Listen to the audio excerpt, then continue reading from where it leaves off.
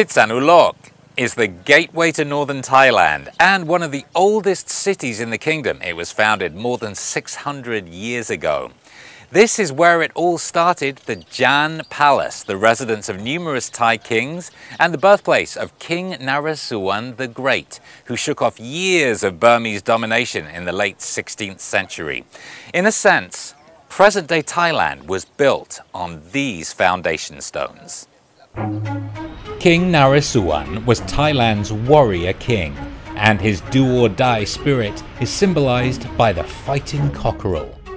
Legend has it that young Naresuan won the freedom of Ayutthaya by betting on a cockfight with a Burmese prince.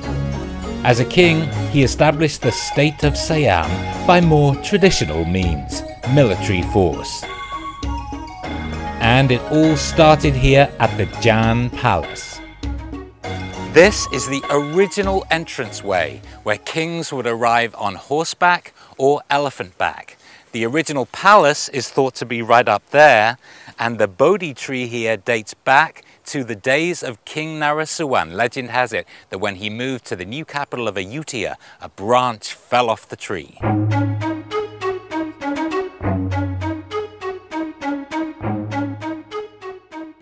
From the Jan Palace, we caught a tram into the town centre. These are the original founders of the city, now guarding an elementary school.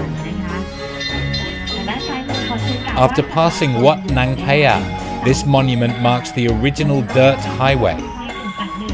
Like many Thai train stations, there's a splendid old engine sitting in front of this one. Notice anything unusual about this street? No dangling tangle of power cables. In this part of town, they've been buried.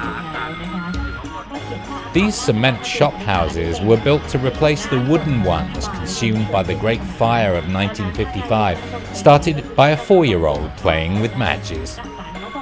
The clock tower was one of the few surviving buildings. And here's King Rama I, the original founder of the current Chakri dynasty, who defended the city against a brutal Burmese assault in 1775. Just as half a world away, America was starting its War of Independence.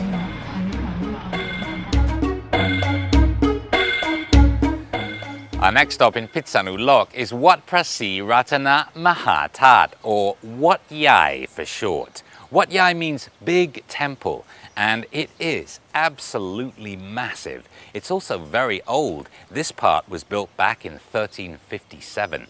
Inside is what is reckoned to be the finest golden Buddha image.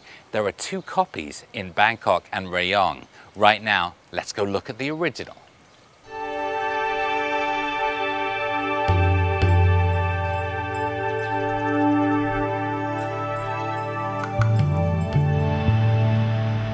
And there it is, magnificent. It was molded more than 700 years ago and depicts Buddha as he overcomes Mara, the Hindu god of death. Wat Yai is breathtakingly grand, impeccably ornate, and imbued with a strong sense of the eternal.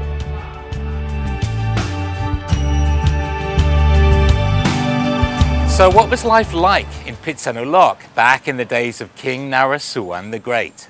To find out, I came here to the Sergeant Major Tawi Folk Museum. With admission just 50 baht, this is the finest collection of household tools and artifacts from the last few hundred years that I've seen in Thailand. Look, a set of cowbells to go with the carts.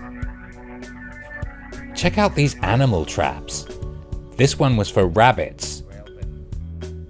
Rats were the victims here. Porcupines had to look sharp. There's a fish trap.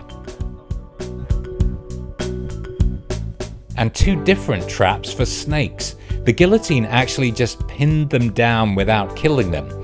But this contraption decapitated them after they poked their heads through. There were implements for dealing with humans too.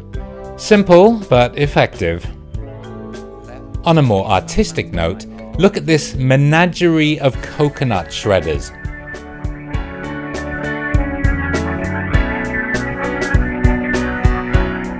This was for grinding rice, and this was for steaming it. Then you could put it in these storage jars, or in one of these bowls or pots. These were also used for carrying food from the market. Now this larger jar contained water, and you used it to wash your feet before entering the house because you went barefoot. This collection really is vast. Look at these coins from different eras. This lead one was from Ayutthaya.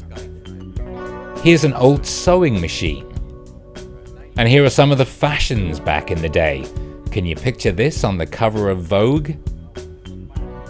And of course, no museum is complete without its collection of underwear. Move over, Victoria. This is Ayutthaya's secret. As he showed us around his aquarium of inland fish, Sergeant Major Dr. Tawi told us Thai people should be prouder of their culture instead of copying other countries. He started his collection in 1983 and he financed it himself, virtually bankrupting himself in the process.